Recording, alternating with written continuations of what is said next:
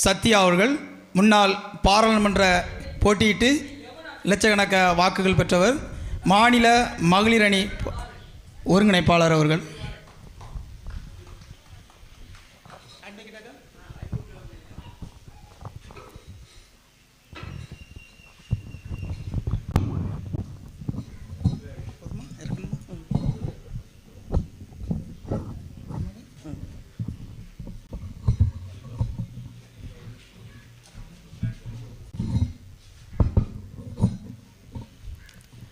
கடம்பன்குளத்தில் இருக்கக்கூடிய எனது அன்பு தாய் தமிழ் சொந்தங்கள் எல்லோருக்கும் முதலில் எனது மாலை வணக்கம். இந்த திருவாடுதுறை ஆதீனம் அந்த நிலம் என்னன்னா, மக்கள் பல ஆண்டுகளாக நம்ம எல்லாருமே அதில் விவசாயம் செய்துட்டோம். அந்த நிலம் இருக்குது. அந்த நிலத்தில் வீடு கட்டி வாழ்கிறது நம்ம தான். மக்கள் தான் அவங்க பணத்தை கொண்டு தான் வீடு கட்டி வாழ்ந்து கொண்டிருக்காங்க. இதில் என்ன பிரச்சனை இவங்களுக்கு? இந்த பணத்தை வரி வசூல் செய்கிறதுல ஆண்டுகள் தோறும் முறைகேடுகள் நடக்குதுன்னு சொல்லி இந்த மக்கள், இந்த கடம்பன்குளத்தை சார்ந்த அந்த மக்கள் பல போராட்டங்களை முன்னெடுத்திருக்காங்க. உண்ணாவிரத போராட்டங்களில் நாம் தமிழர் கட்சியை சார்ந்த எங்கள் அண்ணங்களும் எல்லாருமே கலந்து கொண்டு பல போராட்டங்களை நடத்தியும் இந்த அரசு ஏன் கவனிக்கவே இல்லை? தம்பி கேட்டு போனான்ல, இந்த தொகுதியில், இதே ராதாபுரம் சட்டமன்ற தொகுதியில் தான் மிக உயரிய பொறுப்பில் இருக்கக்கூடிய ஐயா அப்பாவு சபாநாயகராக இருக்கிறாரு. முதல்வரே வந்தால் கூட எந்திரிச்சு நின்று மரியாதை கொடுக்கணும் ஐயா அப்பாவுக்கு. அப்படிப்பட்ட உயர்ந்த பொறுப்பில் இருக்கக்கூடிய ஐயா அப்பாவோ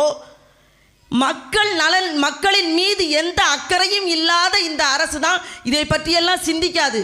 இதைத்தான் தம்பி அழகாக சொன்னாங்க. அதுதான் உண்மை. 2021 சட்டமன்ற தேர்தல் நடந்துச்சு. நம்ம எல்லாருமே வாக்கு செலுத்தியிருப்பீங்க.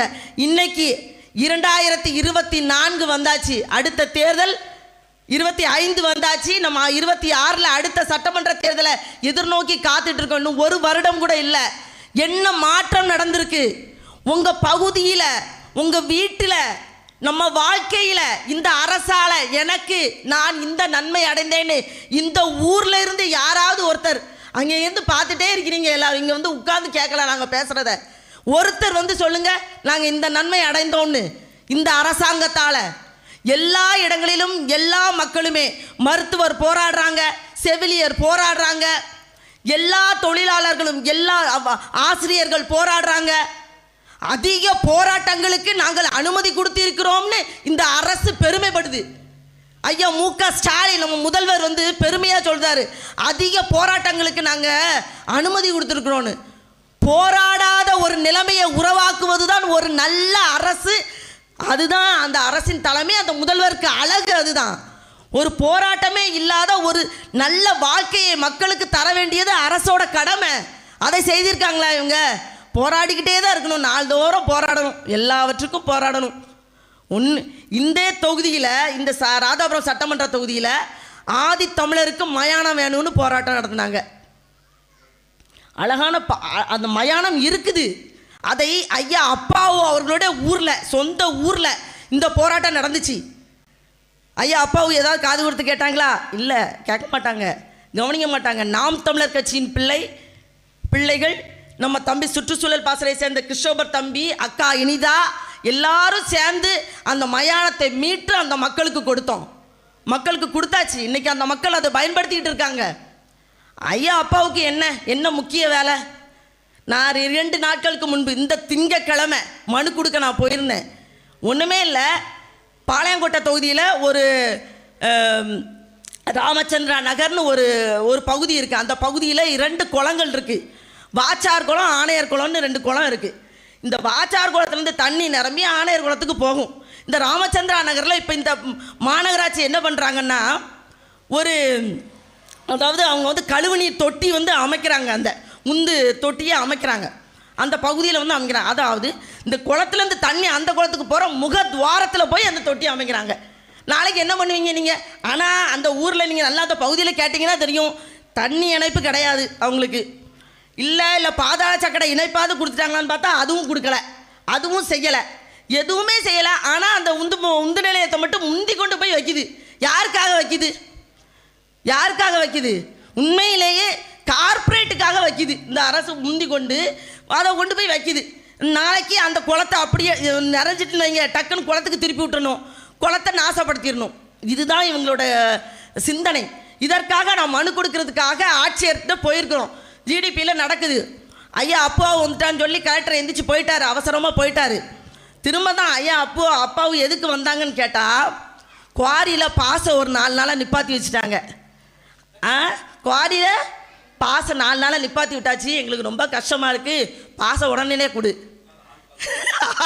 தம்பி சொன்ன மாதிரி பாசை உடனே கொடுங்கன்னு சொல்லி கேட்குறதுக்காக ஐயா வந்தாச்சு. உடனே கலெக்டரை எந்திரிச்சு போயாச்சு. சரி, நான் அந்த தருணத்தில் தான் கலெக்டரை பார்க்க முடியலன்னு சொல்லி மாலை வரை இருந்து கலெக்டர் 6 மணிக்கு சந்திக்கிறேன். அவர் என்ன பண்ணுறாரு தெரியுமா?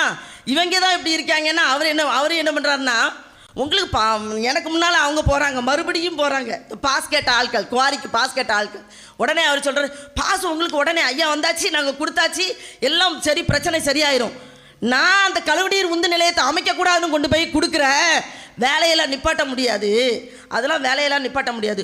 குளம் எக்கேடு கெட்டு போனாலும் அவர்களுக்கு எந்த கவலையும் கிடையாது. நிலம் மாசுபட்டாலும் கிடையாது, மண் மாசுபட்டாலும் கவலை கிடையாது.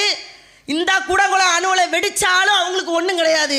அவங்க கொள்ளையடிச்சு இந்த அரசோட, அவங்க எந்த அரசியல் கட்சியோட என்ன ஒரு கட்சியில் சேர்ந்து கவுன்சிலர் ஆகணும், என்ன குறிக்கோளில் சேர்றாங்க எல்லாரும்? பணம் சம்பாதிக்கணும். பணம் எந்த வழியே, அது பணத்தை கொடுத்து ஓட்டு வாங்கணும், பணம் சம்பாதிக்கணும், அவ்வளோதான், முடிக்குது. உங்களை பற்றி எந்த கவலையும் கிடையாது. உங்களுக்கு தம்பி சொன்னாப்ல, தேர்தல் வந்தால் 100 ரூபாய், ஓட்டுக்கு 300 500 கொடுக்கணும், குவார்ட்ரு பிரியாணி கொடுக்கணும், வாக்கு வாங்கணும், போயிட்டே இருக்கணும். பெண்களுக்கெல்லாம் அதுவும் சூப்பர் திட்டமாக வைப்பார் முதல்வர். இலவச பேருந்து 1000 ரூபாய், மாதம் 1000 ரூபாய், அதுக்கு தகுதி வாய்ந்த பெண்ணுக்கு. இப்படி மக்களை ஏமாற்றுகிற ஒரு திட்டங்களை மட்டுமே தான் செயல்படுத்திக்கிட்டே இருக்கும் இந்த அரசுகள். மொத்தமாக மக்களின் நலனை பற்றி சிந்திக்கவே செய்யாத இந்த அரசுகளுக்கு மீண்டும் நம்ம தேர்ந்தெடுக்கப்பட்டோன்னா நம்ம தான் தோத்துக்கிட்டே இருப்போம், அவர்கள் வென்றுக்கிட்டே தான் போயிட்டே தான் இருப்பாங்க. இதுதான் மனநிலை. ஐயா அப்பாவிட்ட போய் நீங்கள் இந்த பிரச்சனையை தீருங்கன்னு முறையிட்டாலும் நடக்க போகிறதில்ல. யாருக்கிட்ட போய் நீங்கள் முறையிட்டு நின்னாலும் திரும்ப நம்ம இதே போராட்டங்களை தான் முன்னெடுத்துருக்கோம். இதற்கு அதிகாரம் சரியானவங்க கையில் இருக்கணும். இதே தொகுதியில் கடந்த முறை 21 அண்ணன் இயேசுதாஸ் இருக்கிறாங்க, இதே ஆர்ப்பாட்டத்துக்கு இன்னைக்கு வந்திருக்காங்க, அவங்க போட்டிட்டாங்க. அவர்களை தேர்ந்தெடுக்காது உங்களோட மக்களோட பிழை. யார் 300 கொடுக்கான்னு பார்த்து நம்ம வாக்கு செலுத்தணுமே, யார் நல்லது செய்வாங்க, யார் என்ன நோக்கத்தில் நிற்காங்கன்னு பார்த்து நம்ம தேர்ந்தெடுக்கல, அது நம்மளோட பிழை தான். நல்லவர்களை பார்த்து சிந்திச்சு இனியையும் நீங்கள் தேர்ந்தெடுங்க. 1000 ரூபாய் பெண்களுக்கு போதுமா? மதுக்கடையை திறந்து வச்சு நம் குடும்பத்தை அழிக்கிறாங்களா இல்லையா? 10ஆம் வகுப்பு படிக்கிற பிள்ளையும் இன்னைக்கு பார்க்கும்போது வேதனையாக இருக்கும். பெண்களுக்கு குடிக்கிறதுக்கு தனி பார் திறந்து வச்சிருக்கு. இதுதான் இந்த திராவிட ஆட்சியோட சாதனை. பெண்கள் குடிப்பதற்கு தனி பார், இதுதான் சாதனை. வேற என்ன சாதனையை சொல்லி இவங்க திரும்பவும் வாக்கு கேட்பாங்க? உங்கள்கிட்ட அடுத்தால தேர்தல்லாம் வருவாங்க. அடுத்து 1000 ரூபாய் கொடுத்தாச்சுல, இனி 1000 ரூபாய் நம்ம பழகிப்போம், முடிஞ்சு போச்சு. அவர் தேர்தல் வாக்குறுதியாக கொடுத்த மின்சார கட்டணத்தை உயர்த்த மாட்டேன்னு சொன்னாங்க, 3 முறை உயர்த்தி விட்டாங்க இந்த அரசு. மின்சார கட்டணத்தில் நம்ம துயரப்படுதோமா இல்லையா? 3 முறை உயர்த்தியாச்சு. நீட்டு தேர்வு ரத்துனாங்க, அதை இன்றளவும் செய்யலை. கொடுத்த வாக்குறுதி விவசாய கடன்களை அத்தனையும் ரத்து செய்வோம்னாங்க. வீட்டில் இருக்க நகையெல்லாம் கொண்டு போய் அடகு வைங்க சொன்னாங்களா இல்லையா? சொன்னாங்க, இந்த அரசு சொல்லிச்சு, அடகு வைங்க, நாங்கள் திருப்பி கொடுத்துருவோம். நாங்கள் ஏதாவது நடந்திருக்கான்னு மட்டும் நம்ம சிந்திச்சு பார்க்கணும். எதையும் செய்து கொடுக்க மாட்டாங்க. நாம் தான் மறுபடி இவர்களை தேர்ந்தெடுப்பதை விட்டு உண்மையான நோக்கத்தை, ஏன் இந்த திருவாடுதுறை ஆதீன நிலங்களை மக்களுக்கு உண்மையிலே பட்டா போட்டு கொடுக்க வேண்டியதானே? இதில் என்ன பிரச்சனை இருக்குது? இவங்களுக்கு மக்களுக்கு கொடுக்க வேண்டியதானே? அந்த இடத்த பட்டா போட்டு மக்களுக்கு கொடுக்கறதுல என்ன பிரச்சனை? மக்கள் இவ்வளோ ஆண்டு காலமாக பயன்படுத்தி இருக்கிறாங்களா விவசாயம் செய்வதற்கும். அவங்க வீடு கட்டி அவங்க சொந்த படத்தில் தான் அந்த இடத்துல வீடு கட்டியிருக்காங்க. அவங்களுக்கு அந்த பட்டாவை வழங்கி விடுவதில் இந்த அரசுக்கு என்ன பிரச்சனை இருக்குது? மக்களுக்கு நல்லது செய்யணுங்கிற நோக்கம் இருந்தால் எப்படினாலும் செய்யலாம். அதை தான் நாம் தமிழர் கட்சியும் திரும்ப சொல்கிறோம்.